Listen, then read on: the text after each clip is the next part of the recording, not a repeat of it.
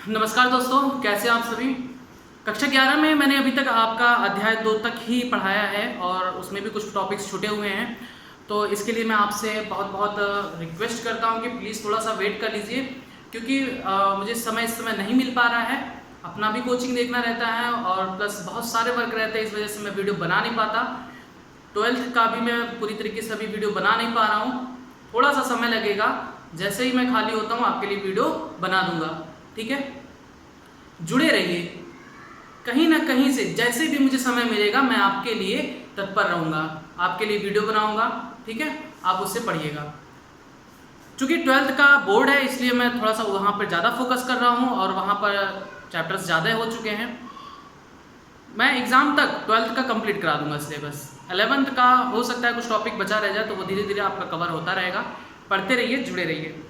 अभी तक मैंने आपको अध्याय 2 में, जो कि जीवों में विविधता वाला चैप्टर है, आपको जगत प्रोटिस्टा के बारे में बता दिया। और उससे पहले मैंने आपको जगत मोनेरा के बारे में बता दिया था। हमने आपको बताया था जगत 5 बनाए गए हैं। आर.एच. विटेकर ने 5 जगत कुल बनाए हैं: मोनेरा, प्रोटिस्टा, फंजाई, प्लांटी और एनिमेलिया। जिसमें से मैंने आपको मोनेरा और प्रोटिस्टा के बारे में पूरी तरीके से बता दिया। अब मैं आपको बताऊंगा आज कवक जगत के बारे में। तो चलिए शुरू करते हैं। जगत कवक,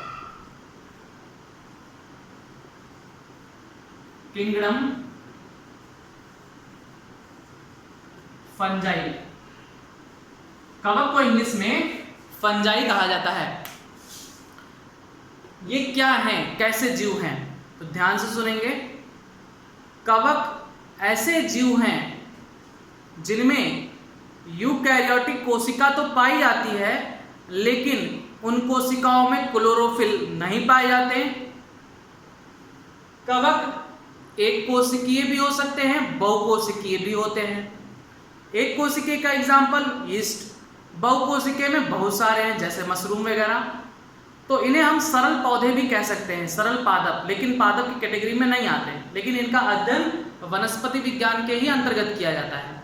लेकिन ये पौधे नहीं होते, क्योंकि इनमें क्लोरोफिल पाया ही नहीं जाता। ये स्वपोषी होते ही नहीं है, अपना भोजन स्वयं बना ही नहीं सकते।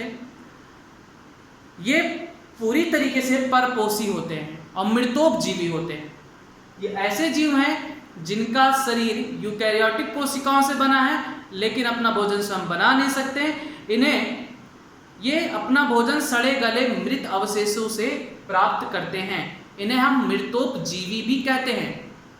सैप्रोफाइट, मृतोपजीवी मतलब वैसे वे जीव जो सड़े गले कार्बनिक पदार्थों से अपना भोजन प्राप्त करते हैं, या सड़े गले जीवों के अवशेष से भी अपना भोजन प्राप्त करते हैं, कवक कहलाते हैं।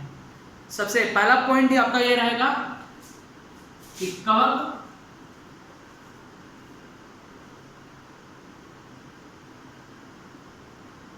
क्लोरोफिल रहित, क्लोरोफिल व क्लोरोफिल के साथ साथ इनमें संवहन तंत्र भी नहीं पाए जाते हैं। जाइलम फ्लोएम कुछ भी नहीं पाए जाते हैं। क्लोरोफिल व संवहन ऊतक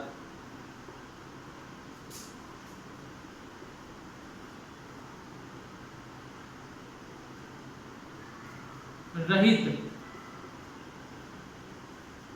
विविध पोषी जीव हैं। विविध पोषी जीव हैं। ठीक है,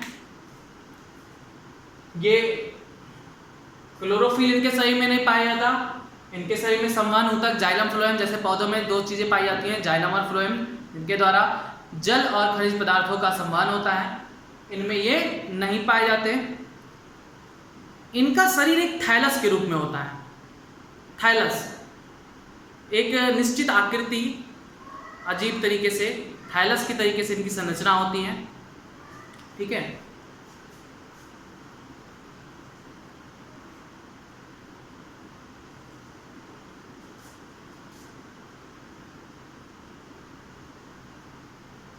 इनका शरीर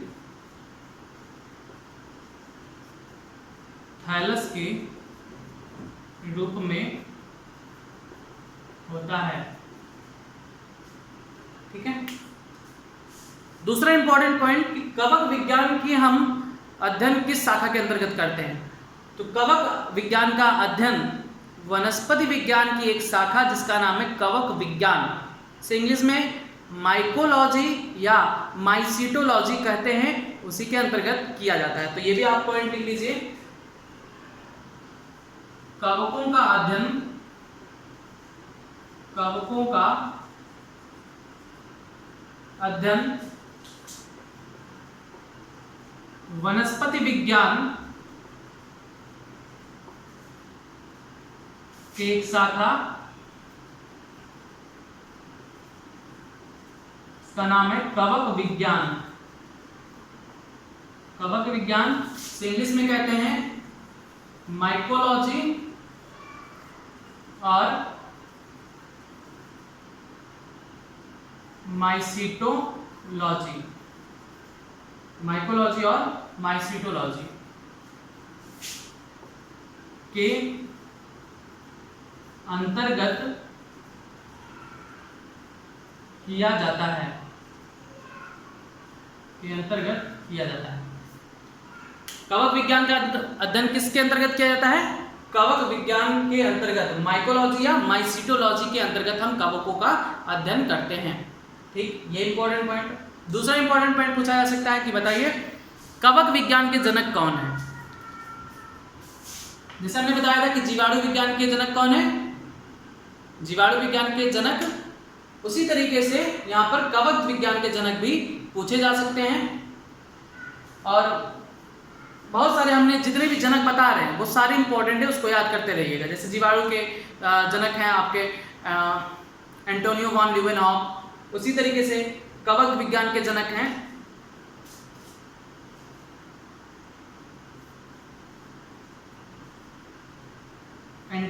Antonio micelle, Antonio micelle. Antonio micelle को कवक विज्ञान का जनक कहा जाता है।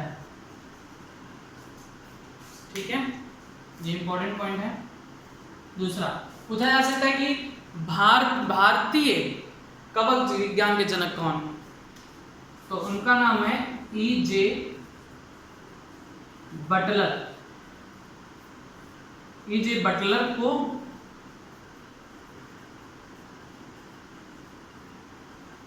भारतीय कवक विज्ञान का जनक कहा जाता है।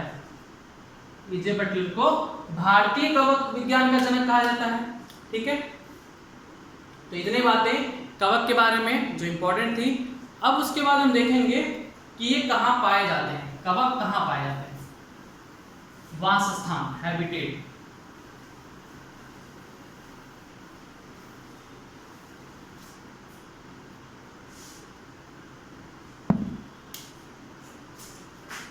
वासस्थान मतलब कहाँ पाए जाते हैं कवक। वाह, पोषण, ये अपना भोजन किससे प्राप्त करते हैं। कवक जो होते हैं वो सर्वव्यापी होते हैं। कवक सर्वव्यापी होते हैं।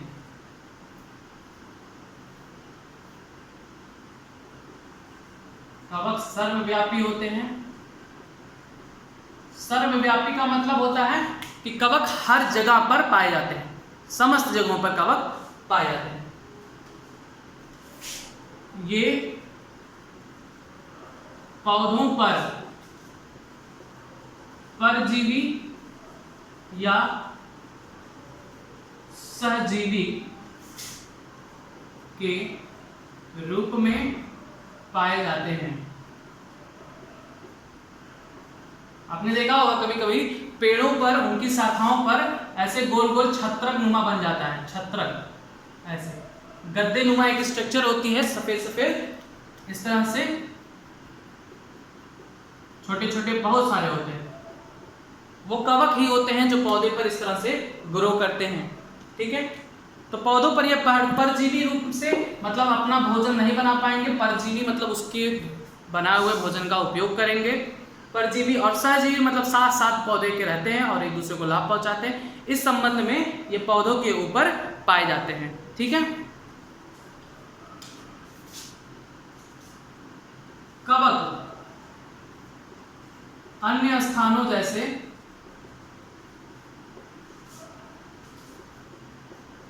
मृत जीवों के अवशेष पर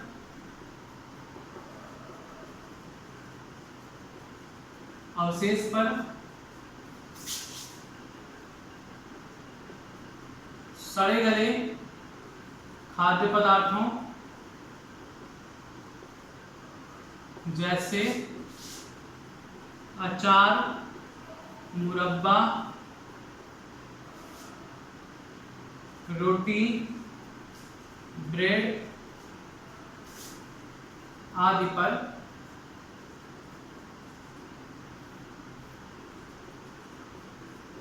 पाए जाते हैं। ठीक है, कवक सड़े गले चीजों पे पाए जाते हैं, ये तो मैंने पहले ही बताया। मृत जीवों के अवशेष पर पाए जाते हैं, ये इसीलिए ये क्या कहलाते हैं, इसीलिए ये मृतोपजीवी कहलाते हैं। मृतोपजीवी कहलाते हैं। मृतोपजीवी मृत जीवों पर रहते हैं और अपना भोजन वहां से प्राप्त करते हैं, तो ऐसे जीवों को हम मृतोपजीवी कहते हैं, जो मृत जीवों के अवशेष से अपना भोजन ग्रहण करते हैं। ठीक है, ये हो गया। उसके बाद हम देखेंगे संरचना, कि आखिर कवक की संरचना कैसे होती है।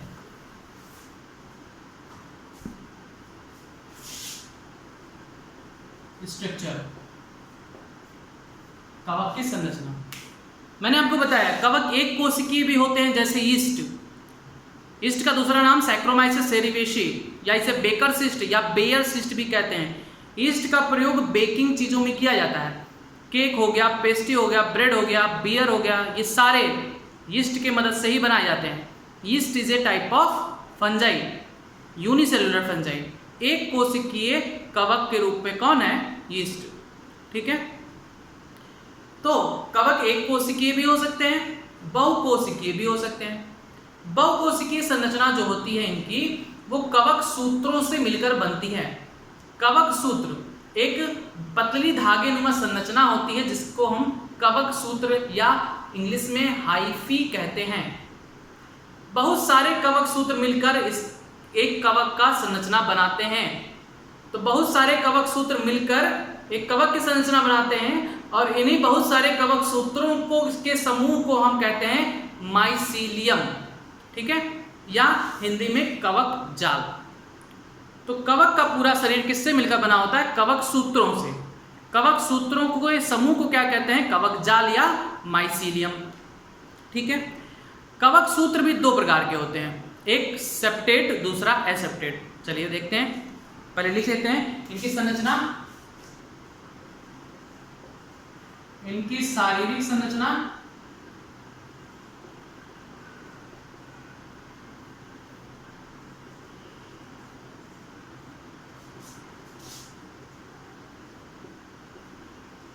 एक कोशिकीय भी होती है, इनकी शारीरिक संरचना एक कोशिकीय भी होती है, तथा बहुकोशिकीय भी होती है। एक कोशिकीय का एग्जांपल ईस्ट। ठीक है, बहुकोशिकीय संरचना, बहुकोशिकीय संरचना पतले धागेनुमा संरचना, जिसे कवक सूत्र जिसे इंग्लिश में कहते हैं हाइफी, कवक सूत्र हाइफी से मिलकर बना होता है,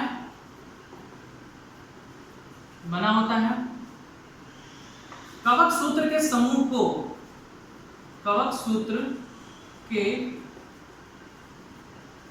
समूह को कवक जाल या माइसीलियम, कवक जाल या माइसीलियम कहते हैं। तो आप कोई पूछे अगर आपसे कि कोशिका सही कवक किससे बनकर बना होता है, तो कवक बना होता है कवक जाल से। कवक जाल किसका बना होता है, कवक जाल कवक सूत्र से बना होता है। या कवक किसका बना होता है, माइसीलियम से। माइसीलियम किसका बना होता है, नेटवर्क ऑफ हाइफी से। ठीक है, कवक सूत्र के जाल से मिलकर कवक जाल बनता है। ठीक, अब कवक सूत्र कितने प्रकार का होता है, कवक सूत्र 2 प्रकार का होता है। ठीक है, कवक सूत्र 2 प्रकार का होता है। पहला पट्टीय कवक सूत्र, पट्टीय कवक सूत्र जिसे इंग्लिश में कहते हैं सेप्टेट हाइफी, और दूसरा आता है अपट्टीय कवक सूत्र जिसे कहते हैं एसेप्टेट, और इसे एक और नाम से जाना जाता है कोइनोसिटिक, हाइफी, कोइनोसिटिक हाइफी। कवक जाल कितने प्रकार के होते हैं, कवक जाल 2 प्रकार के होते हैं, एसेप्टेट और पट्टीय कवक सूत्र सेप्टेट, और दूसरा होता है अपट्टीय कवक सूत्र। यहाँ पर शायद आपको दिखाई नहीं दे रहा होगा, तो हम यहाँ पर इसकी इंग्लिश लिख देते हैं एसेप्टेट, और इसे कहते हैं कोइनोसिटिक भी कहते हैं, कोइनोसिटिक हाइफी। बहुत इंपॉर्टेंट है ये शब्द कोइनोसिटिक। कोइनोसिटिक को हिंदी में कहते हैं संकोशिकीय, कोइनोसिटिक या संकोशिकीय का मतलब क्या होता है, तो कोइनोसिटिक या संकोशिकीय का मतलब होता है एक ऐसी कोशिका जिसमें एक से अधिक केंद्रक उपस्थित हो। मैंने आपको बताया कि कोशिका में एक केंद्रक मध्य में होता है, लेकिन ऐसी कोई कोशिका जिसमें एक से अधिक केंद्रक होते हैं तो उन्हें हम कोइनोसिटिक या संकोशिका कहते हैं। तो अब हम देखते हैं कि कवक सूत्र की संरचना किस प्रकार से होती है।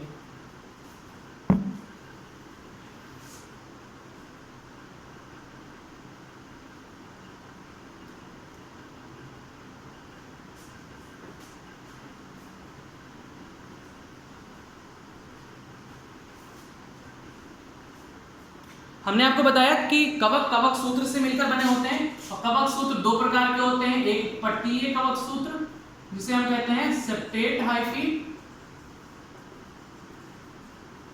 और दूसरा क्या है अपट्टीय कवक सूत्र जिसे हम एसेप्टेट हाइफी कहते हैं।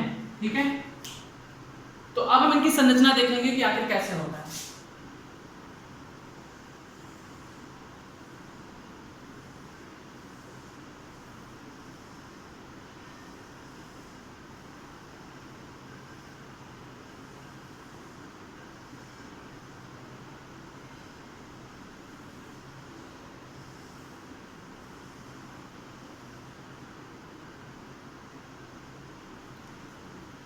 ऐसे कवक सूत्र धागे नुमा जाल के तरीके से ऐसे पूरा का पूरा कवक इन्हीं धागों से मिलकर बना होता है।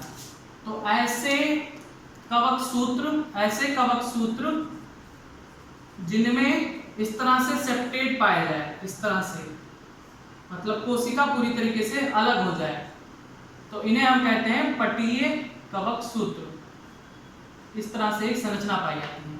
अब ये कोशिकीय के रूप में है, एक कोशिका केंद्रक, दूसरे कोशिका केंद्रक, तीसरे कोशिका का केंद्रक, चौथे का केंद्रक, पांचवें का केंद्रक, ये इस तरह से अलग अलग कोशिकाओं के समूह के रूप में होती हैं। इसे हम कहते हैं पट्टीय या सेप्टेट हाइफी। पट्टीय कवक सूत्र में ये ऐसे सेप्टम होते हैं अलग अलग, इन्हें हम कहते हैं पट्टीय कवक सूत्र। दूसरा आता है अपट्टीय कवक सूत्र। तो अपट्टीय कवक सूत्र में क्या होगा, उसी का उल्टा मतलब कि इनमें सेप्टेट नहीं पाए जाएंगे।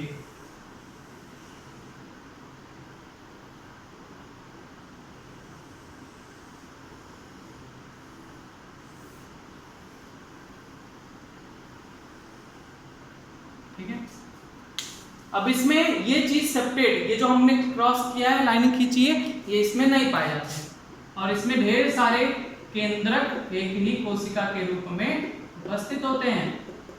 ऐसे देखिए ढेर सारे केंद्रक हो गए, तो ऐसे सूत्र को हम अपटीय या संकोशिकीय या फिर कोइनोसिटिक हाइफी कहते हैं। ठीक, ये दो प्रकार के कवक सूत्र होते हैं। और भी टाइप के होते हैं, तो वो अभी आपको नहीं पढ़ना है, आप हायर क्लासेस में उसकी स्टडी करेंगे। आपके 11th में सिर्फ दो प्रकार के पटीय सूत्र और अपटीय सूत्र पाए जाते हैं। ठीक, अब हम दूसरा देखते हैं, अगला टॉपिक, कि आखिर कवक जनन किस प्रकार से करते हैं, मरने से पहले अपनी संख्या कैसे बढ़ा लेते हैं, कि उनकी संख्या आज भी मौजूद है। जनन, कवकों में जनन, आखिर कवक में जनन किस प्रकार से होता है? जनन होता होगा तभी तो वो अपनी संख्या बढ़ाते हैं, तो अपनी संख्या बढ़ाने के लिए वो जनन करेंगे। हम देखते हैं कि जनन इनमें किस प्रकार से होता है। तो कवकों में जनन 3 प्रकार से होता है। कवकों में जनन 3 प्रकार से होता है। पहला, इनमें वर्धी जनन पाया जाता है, मतलब शरीर का कोई भी भाग कटकर अलग हो जाता है और अलग होते ही नया कवक बना लेता है। दूसरा, इनमें अलैंगिक जनन पाया जाता है। अलैंगिक जनन मतलब इसमें कोई ना कोई बीजाणु बनेंगे। तीसरा, इनमें लैंगिक जनन भी पाया जाता है, लेकिन लैंगिक जनन बहुत कम विकसित होते हैं। कवकों में लैंगिक जनन बहुत कम विकसित होते हैं। तो सबसे पहले हम पढ़ेंगे वर्धी जनन के बारे में। कवकों में वर्धी जनन किस प्रकार से होता है? कवकों में वर्धी जनन किस प्रकार से होता है? तो मैं पहले ही बता चुका हूं कि वर्धी जनन क्या होता है, कि आप लोगों ने बनाया, सेकेंड ईयर में मैंने बताया वर्धी जनन के बारे में। जनन 3 प्रकार से होते हैं। पहले तो आप जनन का मतलब समझ लीजिए। जनन का मतलब होता है कि अपने समान संतान उत्पन्न करना। जनन मुख्य रूप से 3 प्रकार से होते हैं, वर्धी, अलैंगिक, लैंगिक। वर्धी जनन का मतलब जब शरीर के किसी भाग से एक नया पौधा बन जाए या एक नया शरीर बन जाए, एक नया जीव बन जाए, तो उसे हम वर्धी जनन कहते हैं। जैसे आप गुलाब के पेड़ का डंठल तोड़ देते हो, तोड़ के ले जाकर जमीन में गाड़ देते हो, तो एक ही पौधे के भाग से आपने नया पौधा बना दिया, तो ये एक है ए टाइप ऑफ वेजिटेटिव रिप्रोडक्शन। वर्धी जनन का एक प्रकार है, उसके शरीर से आपने काटा और निकाल के अलग नया पौधा बना दिया। तो इसी तरीके से कवकों में भी उनके शरीर का कोई पार्ट कटेगा और अलग होकर नया कवक बना लेता है, तो इसे हम कहते हैं वर्धी जनन। अलैंगिक जनन में उनके शरीर में एक स्पेशल टाइप की संरचना बनती है, जिसे हम कहते हैं बीजाणु, स्पोर्स। वो बीजाणु दूर दराज स्थानों पर जाते हैं और नया पौधा, नया कवक बनाते हैं। लैंगिक जनन क्या होता है? लैंगिक जनन में हमेशा 2 लिंगों की आवश्यकता होती है, नर और मादा। नर से नर युग्मक, मादा से मादा युग्मक, दोनों के आपस में मिलने पर युग्मनज का विकास होता है और युग्मनज से ही नए पौधे का जन्म होता है। लैंगिक जनन कवकों में बहुत ही कम विकसित होता है। चलिए वर्धी जनन को देखते हैं। सबसे पहला वर्धी जनन। वर्धी जनन कई प्रकार से होते हैं। इनमें हम सबसे पहले पढ़ेंगे विखंडन द्वारा। विखंडन, इसे हम कहते हैं फ्रैगमेंटेशन।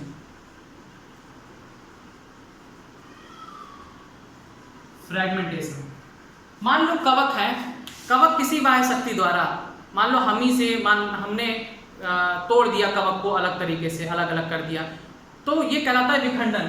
कि कवक के शरीर पर किसी बाह्य शक्ति के द्वारा कवक पर कई भागों में टूट जाते हैं और प्रत्येक टुकड़ा नया कवक बना लेता है। इसी को हम कहते हैं वर्धी जनन की विखंडन विधि।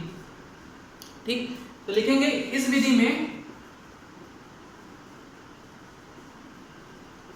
में कवक सूत्र किसी बाह्य शक्ति द्वारा दो या दो से अधिक भागों में, दो या दो से अधिक भागों में टूट जाते हैं और प्रत्येक टुकड़ा नया कवक बना लेता है। नया कवक बना लेता है, प्रत्येक टुकड़ा क्या करता है, नमक नया कवक बना लेता है। ठीक है, इसको फिगर के साथ समझेंगे। इस तरह से मान लिया कोई कवक है,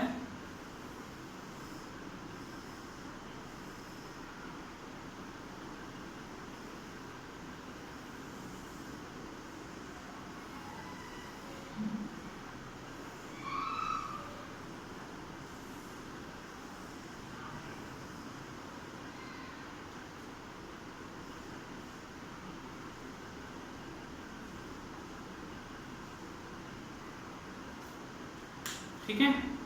तो ये कवक है, कवक के कई सारे टुकड़े हो गए हैं, कवक सूत्र के कई जगह पर टुकड़े हो गए हैं। तो ये जितने भी टुकड़े हैं, ऐसे मान लो यहाँ पर भी रहा होगा, ये टुकड़े में खंड में टूट गया, कवक सूत्र जहां पर टूटा ये खंड नया कवक बना लेते हैं। तो इस प्रकार के जनन को हम विखंडन, और विखंडन को हम वर्धी जनन कहते हैं। तो ये पहला प्रकार है कवक में जनन का।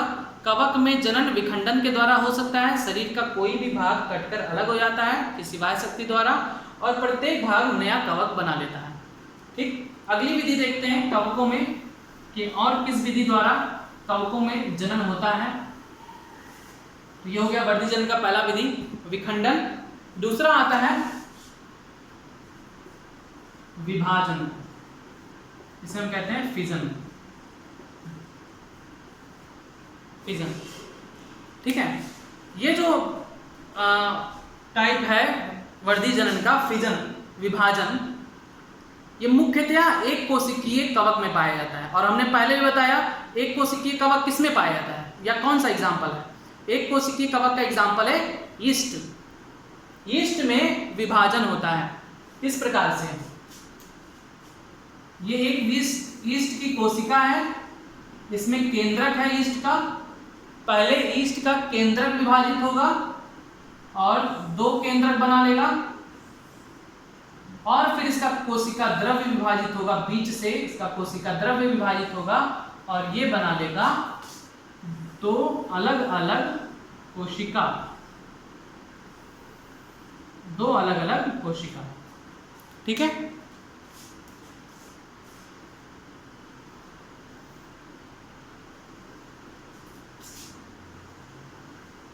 इसे कहते हैं विभाजन। एक कोशिका, ये यीस्ट है, इसके मध्य में केंद्रक है।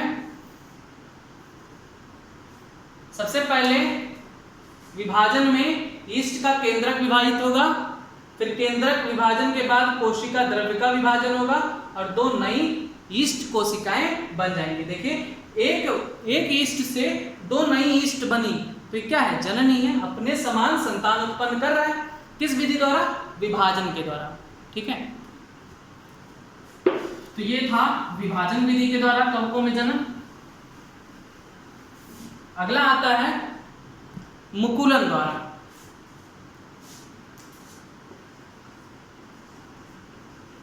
मुकुलन द्वारा, ठीक है, बाय बडिंग। अगर आप लिखना चाहें तो विभाजन वाले टॉपिक में मैंने शायद लिखवाया नहीं, तो विभाजन में आप लिख सकते हो। इस प्रकार का जनन प्रायः एक कोशिकीय कवक में पाया जाता है, जैसे यीस्ट, ब्रैकेट में रखिएगा। इसमें कोशिका लंबाई में बढ़ती है तथा बीच में एक संकुचन बनता है।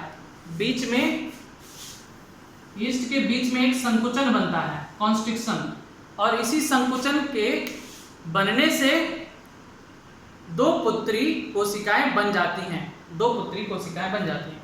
ये जब बीच में कॉन्स्ट्रिक्शन संकुचन हो जाएगा तो दोनों के दोनों कोशिका आपस में से अलग हो जाएंगी, तो एक कोशिका से दो कोशिका बन जाता है।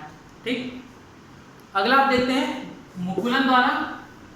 मुकुलन द्वारा बहुत ही कॉमन है, ईस्ट में ये भी पाया जाता है।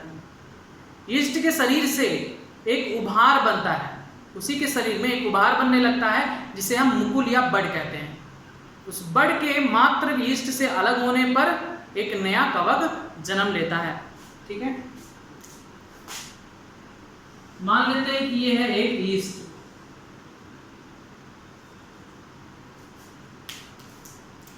ठीक है, मुकुलन द्वारा कैसे होगा, ईस्ट के शरीर पर एक आउटग्रोथ निकलना शुरू होता है। ऐसे ईस्ट के शरीर पे एक भाग फूलने लगता है और यह धीरे धीरे यह भाग बढ़ता ही जाता है। बढ़ते बढ़ते इसमें केंद्रक का भी विभाजन हो जाता है। एक केंद्रक यहां पर, दूसरा केंद्रक यहां पर, और फिर ये मात्र पौधे से अलग हो जाता है।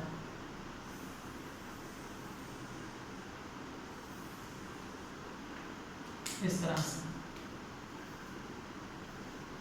इसे कहते हैं मुकुलन, बड़ी। इस भाग को कहते हैं मुकुल, जिसे इंग्लिश में कहते हैं बड।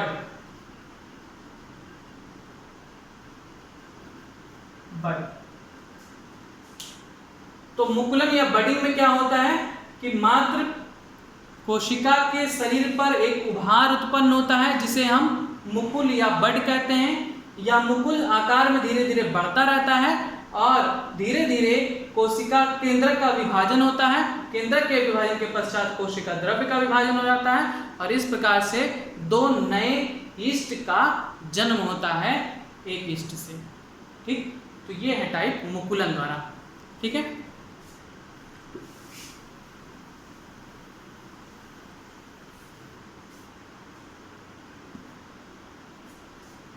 अगला आता है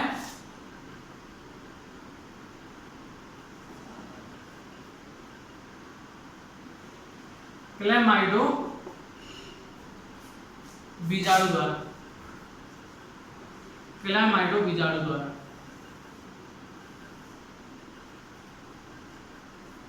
क्लेमाइडो बीजाणु द्वारा मतलब इस टाइप में कवक के कवक सूत्र में एक स्पेशल संरचना बनने लगती है जिसे हम क्लेमाइडो बीजाणु कहते हैं, और उसी के द्वारा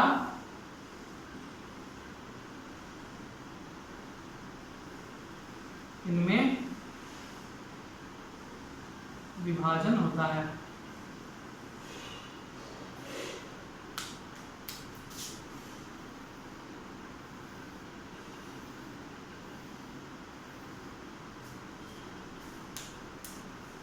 ठीक है, क्लेमाइडो बीजाणु द्वारा किस प्रकार से होता है, कवक के कवक सूत्र में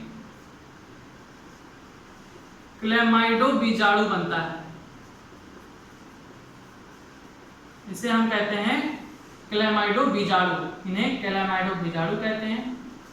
परिपक्व होने पर ये शरीर से निकलते हैं और निकलने के बाद नए कवक को जन्म देते हैं। तो ये था क्लेमाइडो बीजाणु द्वारा। लिखना चाहे तो आप लिख सकते हैं कि ये मोटी भित्ति वाले बीजाणु हैं, बीजाणु स्पोर।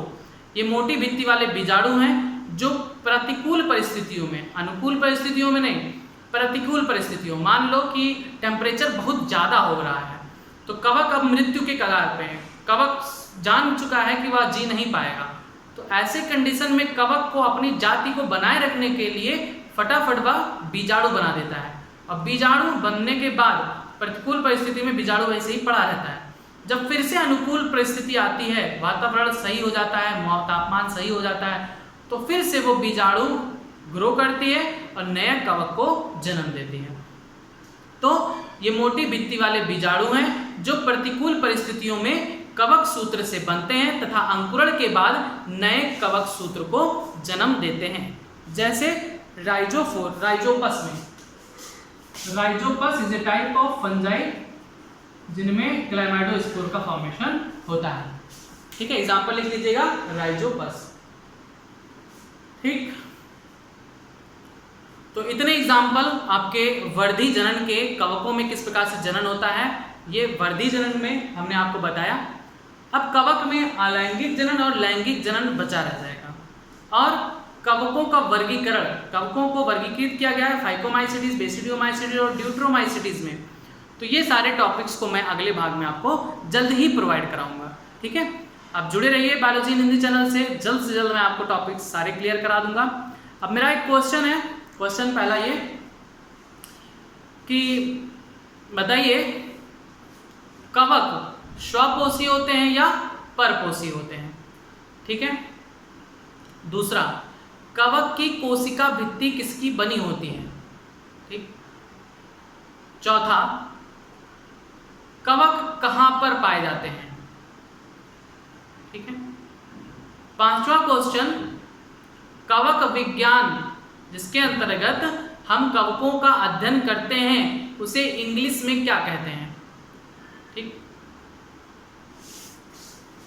पांचवा क्वेश्चन, आखिरी क्वेश्चन, पांचवा या छठवा जो भी है, आखिरी क्वेश्चन ये कि कौन से कवक का इस्तेमाल हम बेकिंग में करते हैं। इन सारे क्वेश्चन का आंसर फटाफट आप कमेंट बॉक्स में दे दिया करिए। वीडियो पसंद आए तो लाइक ज़रूर किया करिए और अपने आसपास फ्रेंड्स जो भी हैं फ्रेंड सर्कल में उन्हें शेयर भी किया करिए, जिससे उन्हें भी पढ़ने का मौका मिले। ठीक है, धन्यवाद।